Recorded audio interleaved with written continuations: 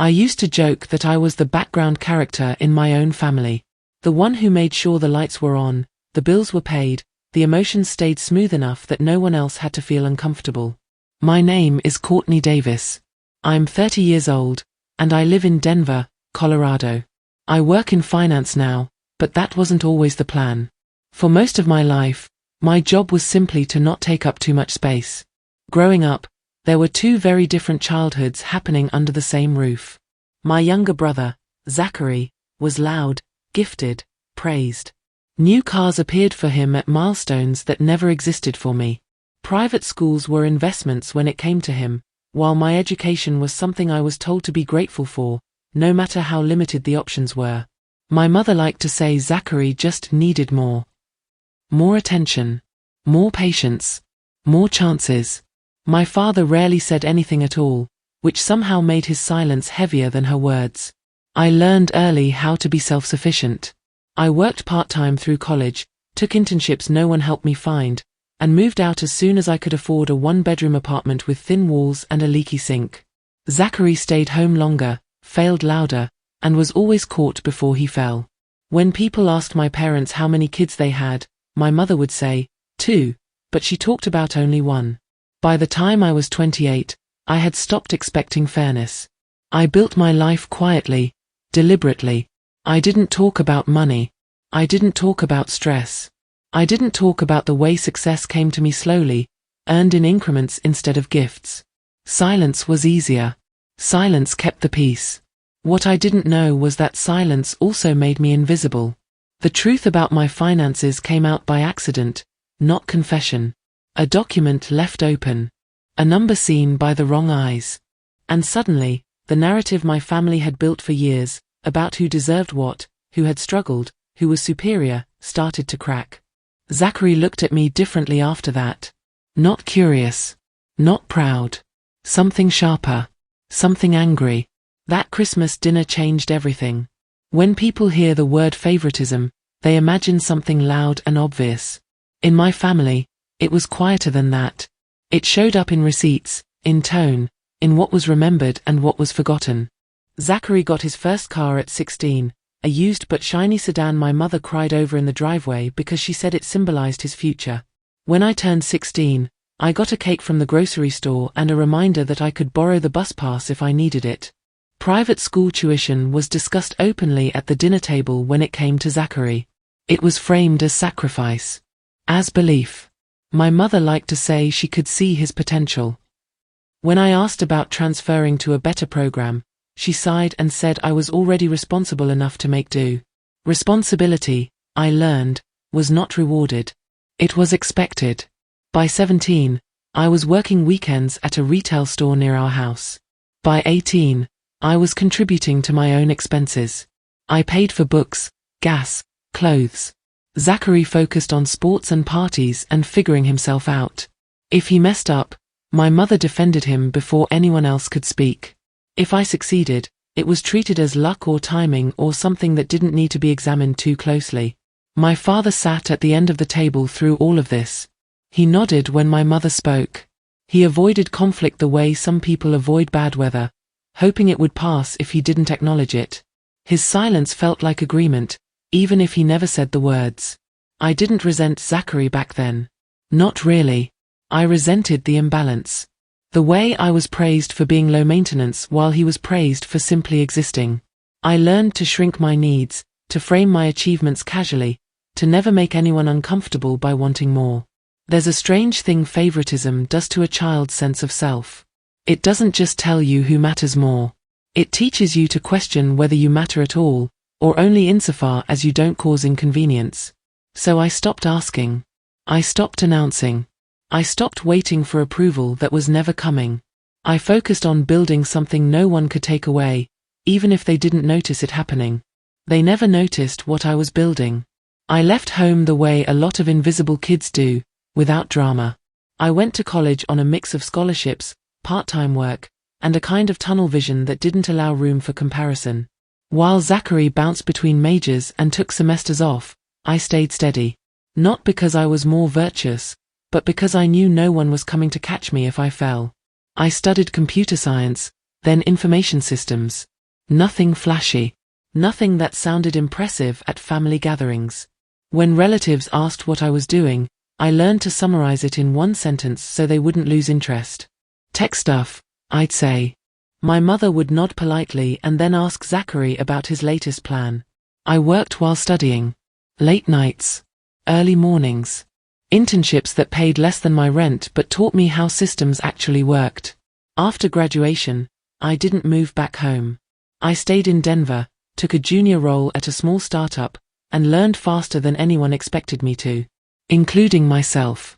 The company didn't last, but the skills did.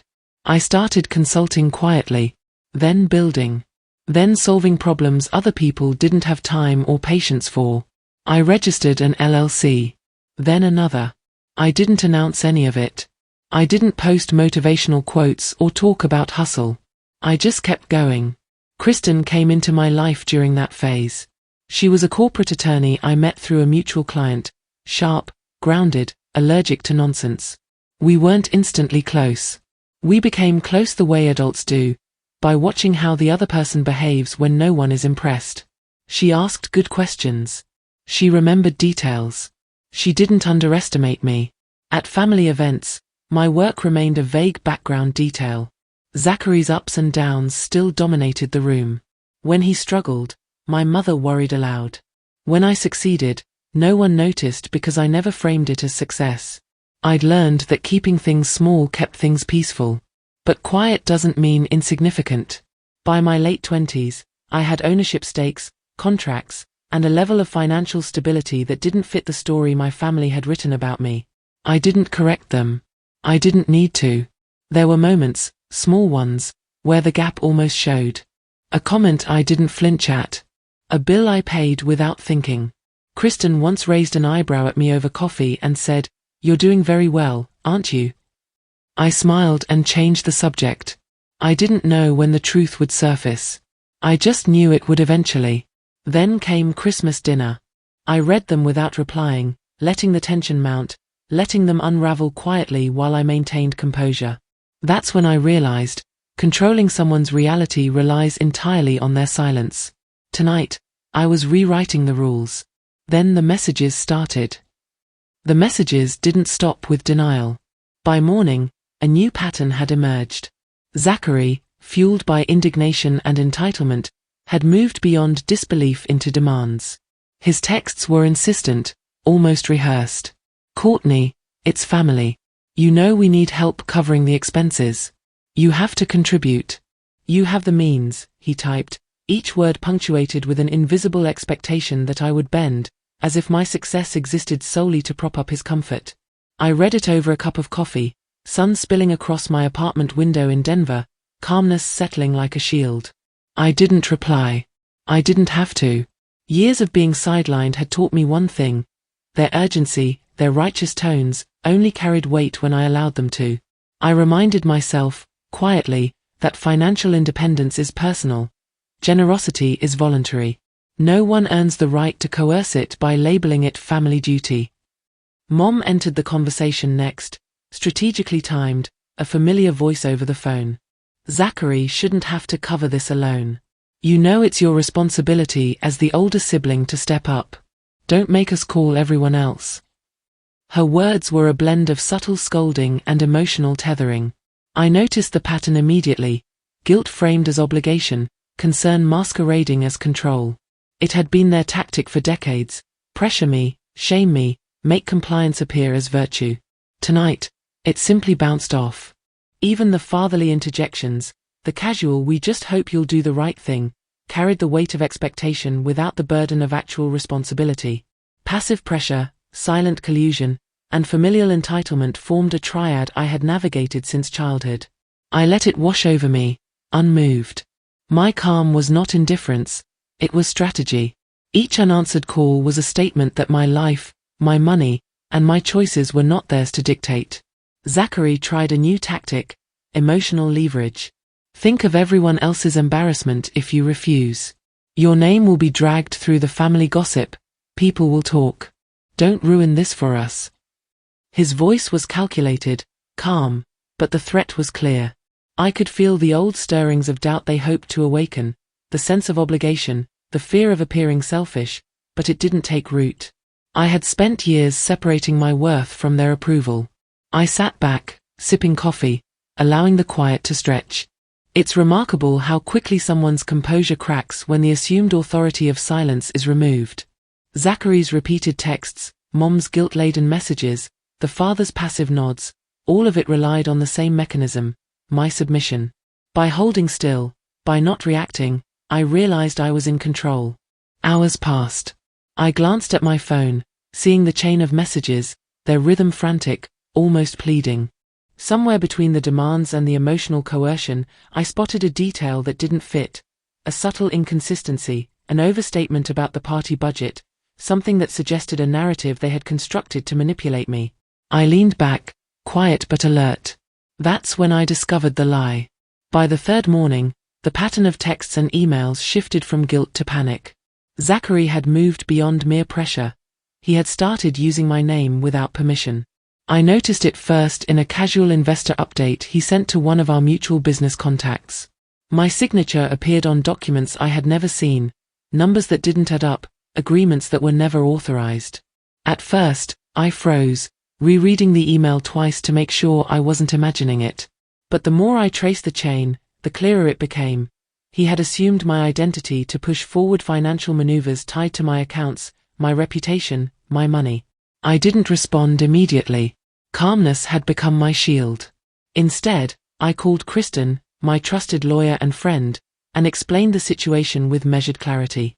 Her voice on the phone was brisk, professional, the kind that cuts through drama and gets to facts. "Send me everything he's done," she said. "Contracts, emails, statements. We'll trace it." I spent the next hour gathering digital traces, old emails, account confirmations, small pieces of proof that painted a picture of entitlement masquerading as competence. The more we dug, the more audacious Zachary's moves appeared. He had emailed vendors claiming my approval. He had approached a minor investor with a fabricated deal, insisting I had signed off, using my full legal name as if it were a shield of legitimacy. Kristen pointed out, calmly, that this went beyond family drama. "This is identity misuse. Legally, it's fraud. You need to document everything, but you're already in a position of power here," she said. I leaned back, letting the reality settle. All those years of being discounted, sidelined, minimized, they had not diminished my authority. My calm now served a different function. It was a counterweight, a barrier that allowed me to see the true pattern without being pulled into their panic or anger. The emotional stakes were high, yes, but the structural stakes, the documents, the contracts, the silent paper trail, were what mattered. I realized something crucial as Kristen outlined the path forward. Boundaries matter not just in conversation, but in action. Allowing someone to act in your name without consent is more than disrespect. It is a breach of both trust and law. By remaining quiet, I had preserved the clarity to act decisively when it mattered. Silence had turned into leverage, and leverage into protection for what was rightfully mine. Zachary's panic messages continued to pile in. Each one, frantic and overconfident, betrayed his misunderstanding. He believed that fear or charm could override legality, that family ties could mask forgery. But in reality, he had just exposed himself further. Each fraudulent email, each unauthorized signature, was a breadcrumb trail that led straight back to him. The situation was unfolding, carefully, quietly. I did not shout. I did not accuse publicly. I let the structure of truth, the documents, the legal confirmations, do the work. It was slow, methodical, and entirely out of Zachary's control. That night, after hours of compiling evidence and coordinating with Kristen, I sat back and watched the messages still arriving, his pride cracking in digital form. I realized, with a quiet intensity, that my role as the invisible sister had ended. I was no longer the one keeping the peace or cleaning up after him. I stopped protecting them. The morning sun filtered through the blinds, cutting long lines across the polished dining table. I had asked Zachary to meet me at my apartment, just the two of us, though Mother insisted on being present, of course, under the guise of family discussion. Father stayed mostly silent in the corner, as always, until his silence became telling. The night of Christmas dinner had the usual trimmings: roasted turkey, candles my mother insisted on lighting herself, and the kind of polite conversation that hides a year's worth of grudges. Zachary was in rare form, leaning back in his chair like the world owed him applause. He recounted another brilliant investment idea, a startup he swore would make him the family fortune. My mother nodded at every word, eyes gleaming with approval, while I quietly pushed my salad around my plate. I'd arrived knowing the room would be a minefield, and I wore calm like armor. I didn't need their validation. Still, I let Zachary speak for a few minutes longer, nodding politely, letting him feel the authority he assumed he held. When he paused to sip wine, I chose my moment. Not loudly, not with triumph, just matter-of-factly. "I actually closed another funding round last month," I said, almost conversationally. "It brings my holdings to about $28 million. The room went still. Forks paused mid-air. Even the candlelight seemed to hold its breath. Zachary's jaw tightened. His mother blinked. My father looked down at his napkin. $28 million. Zachary said slowly, disbelief dripping from each word. "Wait, how?" "I don't expect you to understand," I said calmly, my tone neutral. "It's been a few years of careful work and smart decisions." My mother's face flickered, a momentary mask of disapproval, as if I had committed some unspeakable crime by being competent. "Well, that's nice, dear," she said, but there was an edge, a quiet attempt to belittle the truth with civility. Zachary's hands clenched into fists on the table. But we were supposed to be building this together. I mean, how come I didn't know?" I didn't answer immediately. There was no need. The silence itself was an explanation. He couldn't argue with facts, only with the reality that the narrative his mother and he had maintained, that he was the golden child, the family star, was breaking apart quietly but irreversibly. His face reddened, the calm mask of entitlement cracking. You never told me," he stammered, a mixture of outrage and disbelief rattling through his tone. "I didn't owe you the story," I said simply, letting my voice remain even. My words didn't shout. They didn't invite debate. They just stated reality. And reality, in that room, was mine now. Zachary's mother opened her mouth, as if to say something dismissive, but even she faltered. The energy shifted, subtle but undeniable. This was not just jealousy. This was not simply a sibling's envy. This was entitlement cracking under the weight of truth. I looked around, letting my calm do the work. The table, usually a place of silent validation for Zachary, now felt like neutral ground. Every eye in the room recognized the change. My father, as always, remained silent, incapable of intervening, powerless against the quiet authority I carried without needing to prove it. By the time dessert arrived, Zachary's anger simmered just beneath the surface. His usual smirk, that smug confidence I had learned to ignore, was gone. He was flailing silently, his entitlement colliding with the fact that the floor beneath him had shifted. And in that moment, I realized something crucial. This wasn't just a one-time reaction. This was the beginning of a permanent recalibration of how they would perceive me. That wasn't jealousy. That was entitlement breaking. Zachary didn't wait long to recover from the shock. Within an hour, his voice over the phone carried the same smug arrogance he always wielded like a shield. "You're exaggerating, Courtney. That's not possible. You've got to be lying," he said, words clipped, trying to force doubt into reality. I could hear the tension in his tone, the faint tremor that always appears when control slips, and I stayed calm. I didn't argue. I didn't raise my voice. I just let him finish. Meanwhile, my mother, never one to let her favorite's discomfort go unnoticed, decided it was her turn to weigh in. Texts started popping up in rapid succession, polite at first but with that unmistakable edge of blame. "Why would you announce something like that at dinner? Everyone felt uncomfortable," she typed, as though she were a concerned observer rather than someone who had spent decades ignoring my achievements. Each message dripped with the same subtle manipulation she had practiced since I was a child, guilt wrapped in civility, a reminder that my worth was always secondary to her perception of family harmony. I read them calmly, letting the messages sit without a response. There's a peculiar power in silence. When people expect conflict or a defensive argument, Withholding it unnerves them. In that quiet, I realized how often silence had been misread as agreement in my life, how compliance had been expected simply because I didn't fight back immediately. Tonight, however, my quiet was not consent. It was a deliberate pause, a boundary drawn invisibly but undeniably. My father, as always, sat in the background. He didn't text. He didn't call. He didn't intervene. His silence had always been his contribution to their entitlement. Tonight, it only magnified the effect. Without him defending me, without him reminding them that truth cannot be dismissed, the gaslighting felt sharper, but my calm only sharpened in return. I understood, more clearly than ever, that the moment I raised my voice would be to no avail. Words would bounce off their defenses like raindrops off stone. Zachary's calls escalated, moving from disbelief to thinly veiled anger. "I can't believe you would do this. After everything we've shared, this is how you treat me." He tried to paint his entitlement as shared history, as if his right to know my finances had ever been anything more than assumed. I stayed quiet. I reminded myself that validation was never owed. My calm, more than any argument, chipped at the foundation of their assumed dominance. Even my mother's attacks began to wobble. Without the usual defensive rebuttal from me, her words started to lose their teeth. "You could have at least told us first," she typed. But I wasn't going to explain. Explanation is a currency I'd spent too long issuing for free, often met with dismissal or contempt. Tonight, I held it back deliberately. My calm was not passive, it was strategic.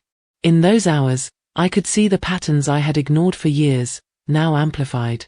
Entitlement, compounded by favoritism, backed by a silent enabler, had created an environment where my achievements were invisible until they challenged someone else's sense of control. I didn't need to validate myself to them. My calmness was an assertion of ownership, over my life, over my choices, over my time. Then the messages started. Short, sharp, increasingly panicked, their tone switching from certainty to desperation.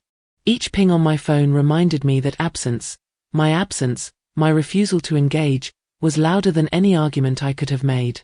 I laid out the documents in front of him, emails, forged contracts, statements marked with my name but clearly not authorized by me.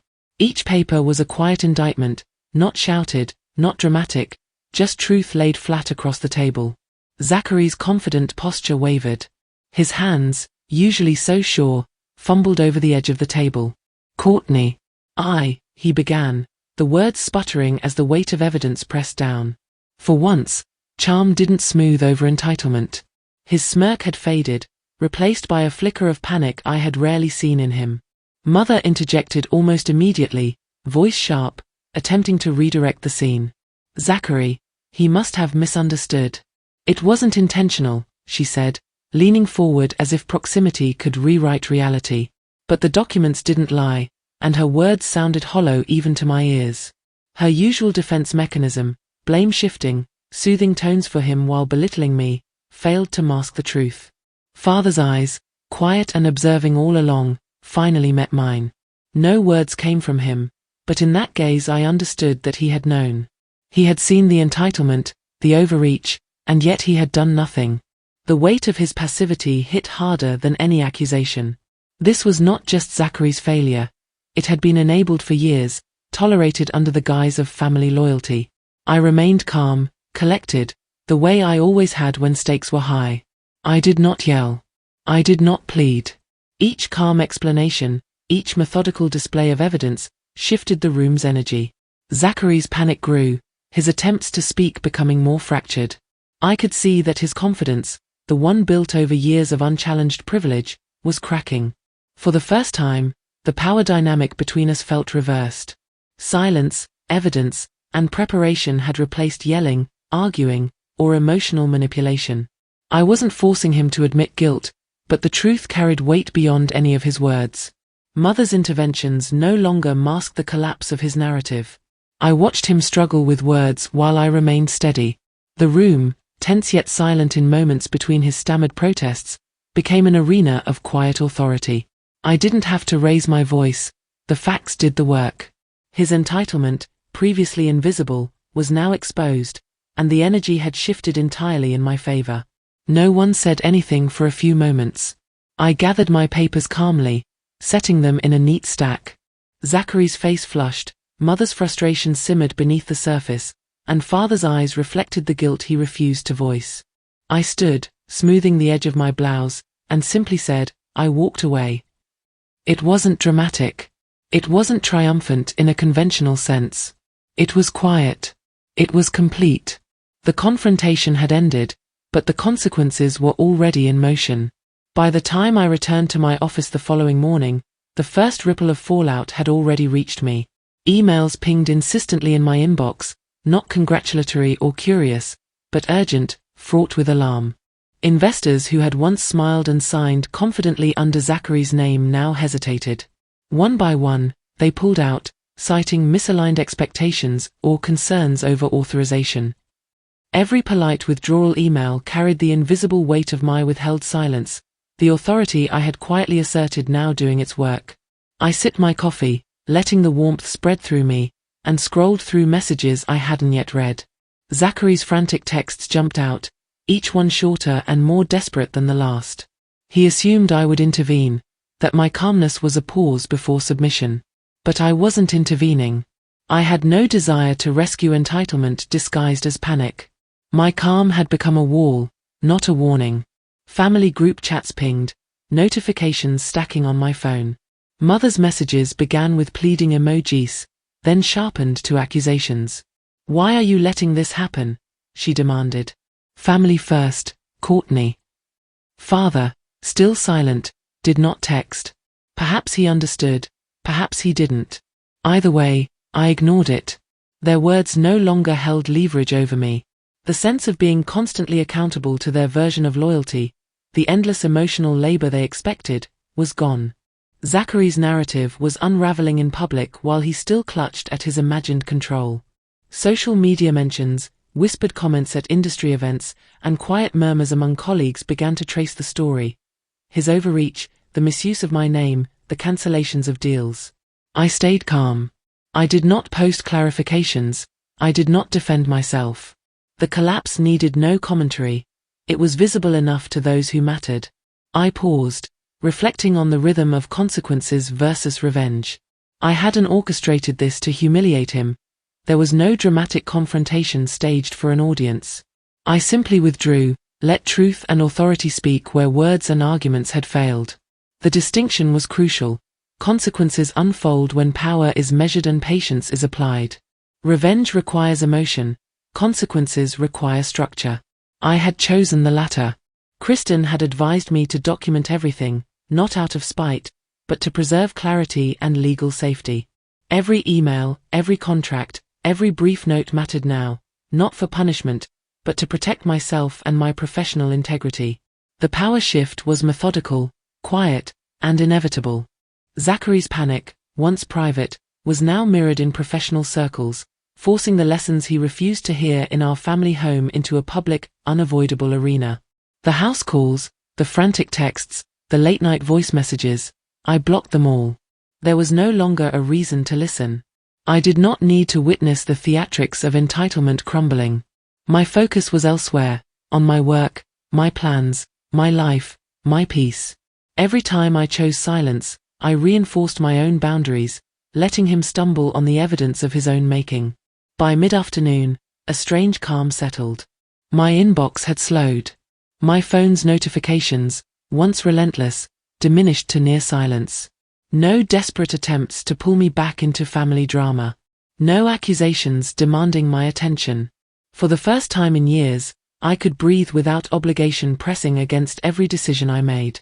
I sat back in my chair, a small smile tugging at my lips, not triumph, not glee, but relief. The consequences had done their work without me raising my voice, without me needing to insist on justice. And finally, my phone went quiet. Weeks passed in a quiet rhythm that felt almost foreign after years of constant vigilance. I returned fully to my company, my team, and the projects I had put on hold while managing the subtle chaos Zachary had created. Each morning, I opened emails not with dread, but with purpose. Deals moved forward, meetings concluded with clarity, and I began to notice the small victories that had been invisible before. There was a calm in my schedule I hadn't known was possible, a pace set by me, for me, rather than by the expectations of others. Even in my personal life, I took time to reinforce the boundaries I had quietly drawn. Friends who had previously been background figures now became part of a chosen family. I laughed more freely, spoke more openly, and listened without automatically measuring how my words might be twisted or minimized. Kristen checked in often, a reassuring constant, reminding me that loyalty and patience mattered more than confrontation, and that distance could be as powerful as presence. Zachary's attempts to reclaim influence continued, but they were muted now. Investors who once hesitated due to his overreach returned to me, drawn not by my presence at social events, but by my competence, consistency, and calm. The contrast between his desperation and my composed persistence was unmistakable. Every time he tried to manipulate or charm, I felt only a subtle tug of amusement rather than concern. His power had diminished quietly, and it was irreversible because it was never my anger that dismantled it. It was my consistent boundaries and unwavering calm. In the evenings, I would sit on my balcony overlooking Denver, letting the city's lights remind me that life moved forward, independent of entitlement and manipulation. I reflected on the years I had spent internalizing their expectations, recalibrating my own identity around the whims of a younger brother and a passive father. That quiet reflection, more than any confrontation, became my most valuable teacher. I noticed too how my team and my clients responded to me differently now. Calm, disciplined authority was magnetic. People respected boundaries when they saw them enforced without spectacle. I realized that the mockery and questioning I had endured for so long had only disguised the fact that my abilities and judgments were indispensable. Silence, patience, and deliberate action were louder than any argument I could have made. It became clear that rebuilding peace was not a matter of erasing the past, but of allowing reality to settle around it. I organized my days intentionally, prioritizing work that mattered, moments that mattered, and relationships that honored the person I had fought to become. Zachary existed on the periphery now, a reminder of lessons implemented, but no longer a force in my daily life. By the end of each week, I found a new rhythm of satisfaction in seeing projects thrive without having to explain myself, seeing trust solidify without negotiation, and feeling a quiet pride in decisions no one else could take away. The noise of entitlement had faded, leaving room for clarity and controlled growth. I realized too that children, colleagues, and even casual acquaintances observed this unspoken strength. Boundaries, once invisible to them, now conveyed lessons in dignity and self-respect that words could not. It was education through example, through consistent choices rather than admonishments. And yet, I sometimes wondered if I owed anyone closure, a conversation that would tie up the threads Zachary had left unraveling. But the truth settled in quietly. Closure doesn't require discussion. It requires presence, clarity, and calm authority. I learned something most people learn too late. The days settled into a rhythm that felt like breathing properly for the first time in years. I walked through my office each morning without checking over my shoulder, each step free of the weight of entitlement I had carried for decades. The emails I sent, the calls I returned, the contracts I signed, they were all mine to manage, free from manipulation or expectation. Zachary existed as a shadow in the periphery of my life, a reminder of the past, but no longer capable of dictating my present. Even in the quiet of my apartment, the lessons of the last months replayed in subtle ways. I noticed the luxury of calm, the ability to enjoy a morning coffee, to read a book without interruption, to spend uninterrupted time with those I loved. My child laughed freely, sensing security and boundaries that were never debated or negotiated. Each moment of peace reinforced what I had known but sometimes forgotten. Control over my own life could not be taken, only surrendered willingly. Family calls and messages that once triggered anxiety now drifted past, barely noticed. I no longer argued or explained. Silence had become my language, and in that silence lay the clearest form of authority.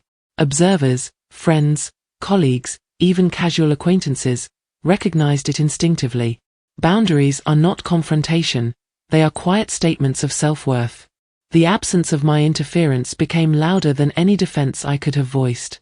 I thought back to the moments when I had allowed entitlement to go unchallenged, when my time, energy, and focus had been treated as disposable. The memories no longer carried anger, only clarity. I understood now that boundaries are not just protective, they are clarifying. They separate those who belong in your life from those who demand it without respect. It wasn't about revenge. It wasn't about proving a point or punishing a sibling who had learned early to expect compliance. It was about preserving dignity, reinforcing values, and creating a space where calm, deliberate choices define your days rather than chaos imposed by others. I had finally become the guardian of my own life. I noticed too, quietly, that power shifts when presence and absence are measured with intention.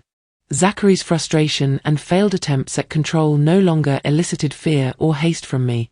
They revealed themselves slowly to everyone around him.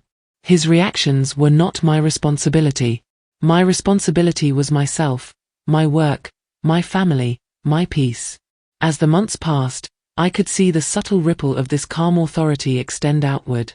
Colleagues trusted decisions without questioning competence, my child thrived under predictable boundaries, and even casual acquaintances understood instinctively that some lines were no longer negotiable. In stepping back, I had stepped forward into clarity. Looking out over Denver at dusk, city lights flickering like distant stars, I reflected on everything that had been demanded of me, everything I had absorbed, and everything I had finally reclaimed. Control, respect, and space are lessons learned not from confrontation but from consistency. And in that quiet, deliberate life, I understood the final truth about human nature and success. Some people don't hate your success, they hate losing control over you.